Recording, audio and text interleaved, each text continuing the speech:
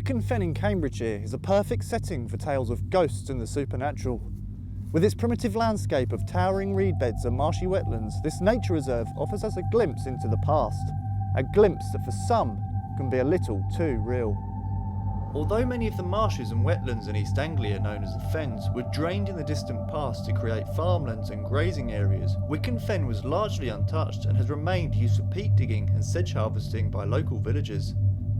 Even today, although heavily maintained by the National Trust, the area still remains much as it has done for hundreds of years, including its wide range of wildlife, with even Charles Darwin spending time here collecting beetles. On top of its historical and ecological relevance, Wicken Fen also has ties to a number of ghost stories. Probably the most well-known spectre here is that of the Black Shuck, which has appeared in East Anglian folklore since the Middle Ages. The Black Shuck is said to be an enormous black phantom dog, sometimes being described as the size of a calf, with glowing red eyes like saucers. The beast is said to prowl the riverbanks in and around Wicken Fen on dark nights, stalking its unfortunate victims, for it's said that should you sight this phantom, you will have but less than a year to live, or before that, insanity shall claim your mind. I've actually visited a number of places around East Anglia that have similar stories of the Black Shuck, whose name actually derives from the old Saxon word skuka, which means demon. Now in a lot of these tales, Shuck is said to be a bad omen or a sign of death and darkness to follow. However, there are a number of accounts, especially around coastal areas, where Shuck is almost said to be a protector of travellers. And I wonder if that's the version of the story that's grown up around here. Maybe it's said that Black Shuck helps protect people at night, preventing them falling into the marshes or rivers around here. The Black Shuck, however, is just one of the many spectres said to haunt the area around Wicken Fen.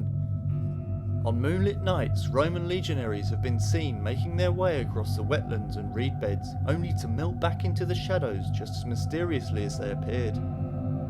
The ghostly echoes of battles long past have also been heard to ring out, breaking the silence of this quiet and lonely landscape.